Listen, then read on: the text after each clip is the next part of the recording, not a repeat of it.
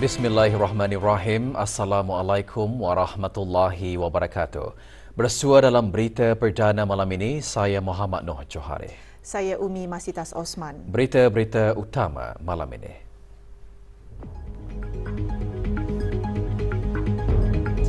Pelaksanaan 3 buah projek pembinaan Masjid Baharu dijangka dapat memberi keselesaan kepada jemaah.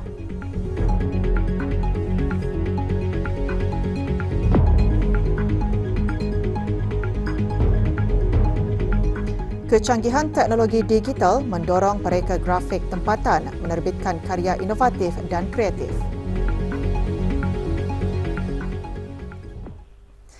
3 buah tapak projek iaitu 2 projek pembinaan Masjid Baharu dan sebuah lagi tambahan bangunan masjid sedang giat dilaksanakan dan dijangka siap tidak lama lagi. 2 buah projek adalah di bawah peruntukan RKN ke-11 dan sebuah di bawah peruntukan tabung dana pembinaan masjid. Meninjau dan memantau lebih dekat perkembangan projek-projek berkenaan, Yang Berhormat Pihak Perdana Khatib Datuk Paduka Seri Setia Ustaz Haji Awang Badarudin bin Pengarah Datuk Paduka Haji Awang Othman, Menteri Halal Ugama. Rombongan melawat projek pembinaan Masjid Baharu RPN Kampung Meragang. Dengan menelan belanja RM4.3 juta, masjid berkenaan dijangka siap pada bulan Januari 2024. Juga ditinjau projek pembinaan Masjid RPN Kampung Mengkubau yang juga menelan belanja RM4.3 juta dan dijangka siap pada bulan April 2024. Kedua-dua masjid berkenaan dapat menampung 2,200 jemaah.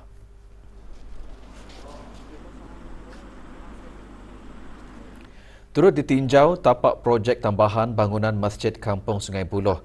Projek yang menelan belanja RM870,000 dijangka siap pada suku pertama tahun 2024. Penambahan bangunan masjid berkenaan akan menyediakan kemudahan antaranya ruang tambahan tempat bersolat, bilik pengurusan jenazah, tandas dan tempat berwuduk. Pertandingan seni khat peringkat kebangsaan sempena sambutan Hari Guru ke-33 bukan sahaja memberi peluang mempelajari teknik seni khat yang betul, malah menghayati nilai-nilai seni Islam khususnya dalam penulisan seni khat. Dianjurkan oleh Pusat Pengajian Kesenian dan Kaligrafi Islam Yayasan Sultan Haji Hasanah Bolkiah, majlis penyampaian hadiah diadakan petang tadi di Dewan Makrifah Pusat berkenaan. Penyampaian hadiah disempurnakan oleh Pengiran Datuk Seri Paduka Haji Muhammad Tashim bin Pengiran Haji Hassan, Timbalan Menteri Hal Ehwal Ugama. Awang Alumsan Nur Azmin bin Haji Ali Omar muncul juara bagi kategori terbuka. Manakala pemenang pertama bagi kategori pendidik masing-masing dimenangi oleh Awang Haji Muhammad Fajri bin Haji Idris dan Dayang Siti Nurajimah binti Awang Haji Hamdani.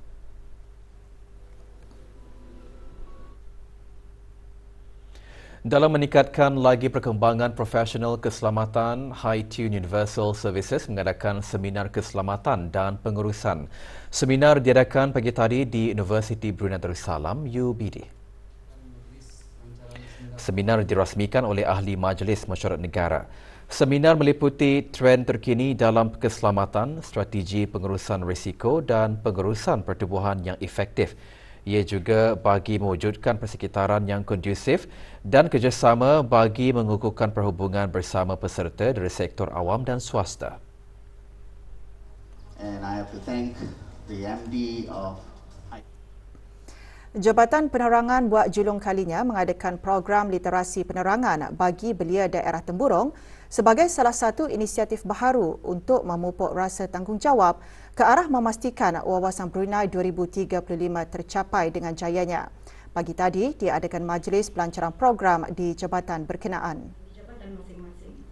Program disertai oleh 45 belia terdiri daripada belia permata hijau, belia masjid dan belia-belia mewakili mukim dan kampung daerah temburong. Selain ke arah melahirkan belia yang berwawasan dan mempunyai jati diri yang kukuh, program antara lain memberi pendedahan kepada belia mengenai dasar belia negara dan inisiatif kerajaan. Hadir Ahli Majlis Mesyuarat Negara. Okay, now I'm a bit curious untuk yang bahagian perempuan tadi. Tabung Kemanusiaan Rakyat Palestin di Gaza 2023 terus menerima sumbangan daripada pelbagai pihak. Perincian mengenai bahan beritanya selepas ini.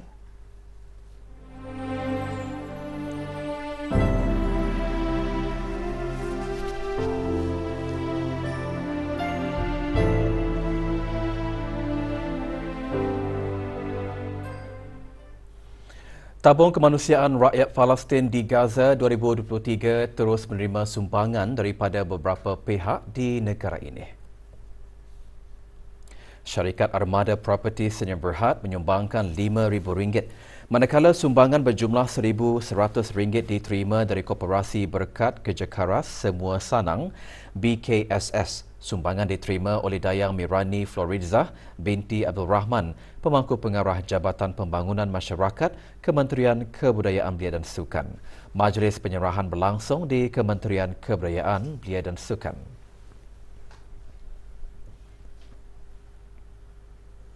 Bidang reka bentuk grafik semakin meluas serta bergerak pantas selari dengan kepesatan dunia digital pada masa kini.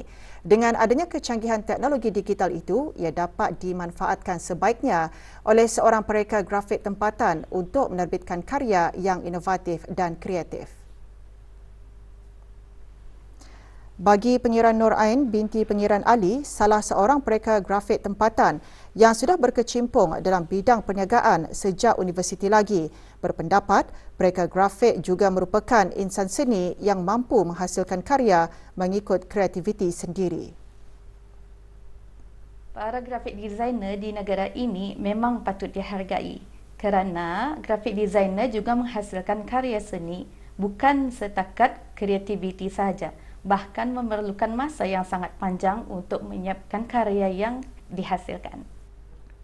Pereka grafik dapat menyumbang idea kreatif dalam menghasilkan reka bentuk visual bagi penerbitan media cetak dan elektronik bagi memenuhi permintaan masyarakat yang semakin mencabar di masa akan datang.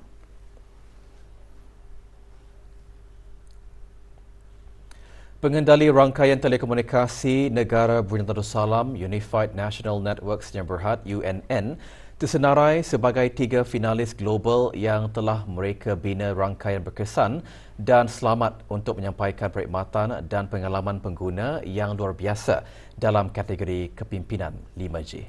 Pengumuman dibuat semasa Anugerah Elevate 2023 yang diadakan di Sunnyvale, California pada 30 November lalu. Pengiktirafan tersebut menandakan UNN antara pengendali rangkaian global yang telah meningkatkan ekosistem ICT dengan mengamalkan piawaian global terbaik. UNN akan terus meningkatkan inisiatif dan program utamanya bagi membina dan meningkatkan infrastruktur ICT terutama di negara ini selain menyokong ahli industri dalam menginovasi dan menggunapakai teknologi baharu. Ia bertujuan bagi memastikan para pengguna dan negara Brunei Darussalam mencapai matlamat wawasan Brunei 2035 iaitu menjadi sebuah negara pintar.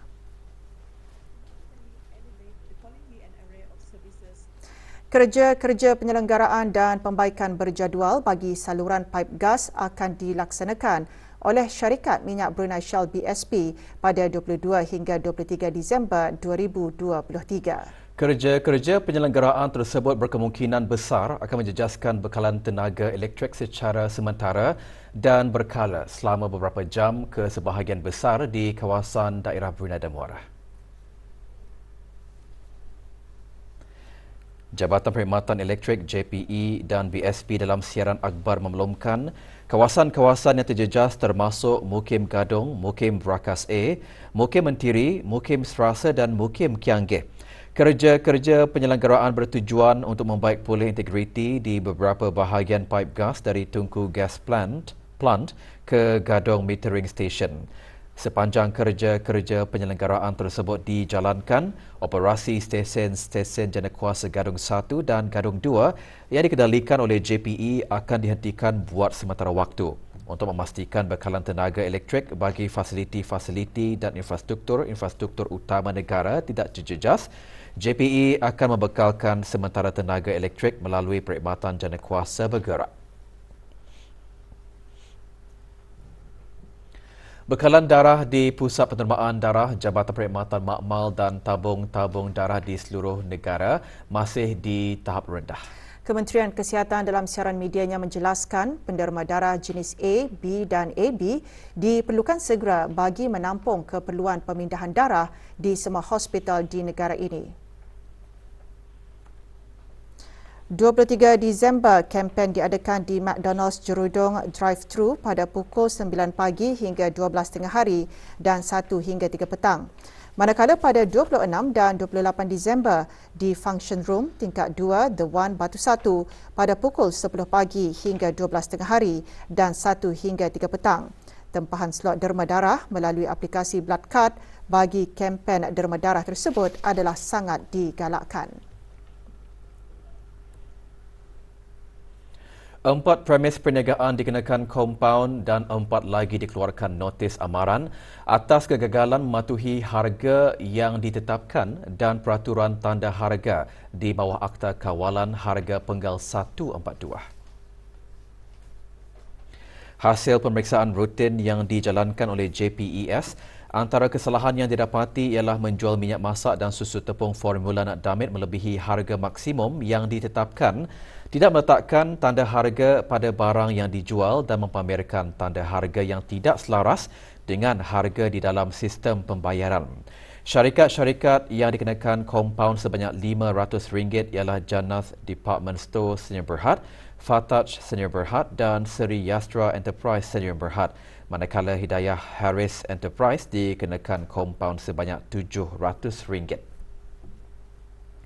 JPES mengingatkan para peniaga untuk sentiasa peka dengan harga-harga maksimum yang telah ditetapkan bagi barang-barang di bawah Akta Kawalan Harga Penggal 142 selain mempraktikkan amalan perniagaan yang beretika dan bertanggungjawab dengan meletakkan harga yang jelas bagi barang yang dijual dan tidak mengelirukan pengguna.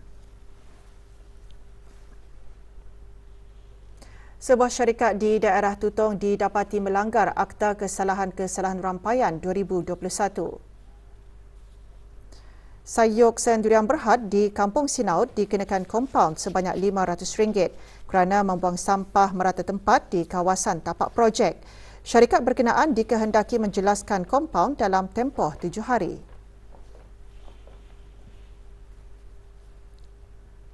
Seorang lelaki warga negara Indonesia dijatuhkan hukuman atas kesalahan bab 15-1 Akta Imigresen Penggal 17 iaitu tinggal lebih masa setelah PAS Imigresen mansuh. Tons Anton berumur 45 tahun dikenakan hukuman 6 bulan penjara dan 3 kali sebatan. Kes merupakan hasil dapatan yang dilaksanakan oleh Jabatan Imigresen dan Pendaftaran Kebangsaan semasa operasi bersepadu sakat baru-baru ini di Mukim Kianggeh. Jabatan Imigresen dan Pendaftaran Kebangsaan mengingati para majikan untuk sentiasa memastikan pas-pas bekerja adalah sah dan bekerja mengikut jawatan yang dibenarkan. Klinik bola jaring sempena cuti persekolahan yang diadakan di Dewan Serbaguna Kompleks Sukan Negara Hassan Al-Bolkiah Berakas mendapat sambutan yang menggalakkan. Lebih 50 kanak-kanak menyertainya dianjurkan oleh Persatuan Bola Jaring Kebangsaan Brunei Darussalam. Klinik yang diadakan sehingga esok antara lain memberi pendedahan mengenai asas permainan bola jaring selain sebagai platform untuk pencarian atlet bola jaring negara.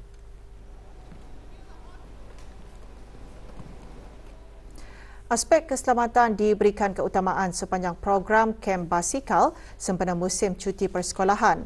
Selain memberi pengalaman menyeronokkan, para peserta juga dapat mengetahui cara-cara menunggang basikal gunung dengan betul.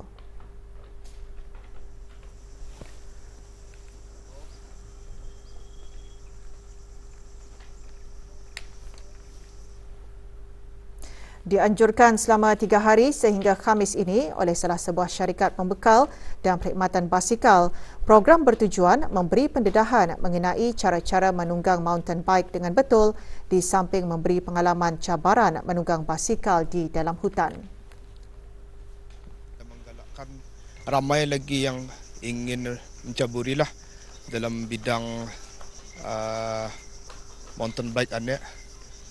Sebenarnya banyak lagi anak-anak muda yang potensial di Brunei ini sebenarnya, tapi diorang indah tahu di mana kan start lah coba tu.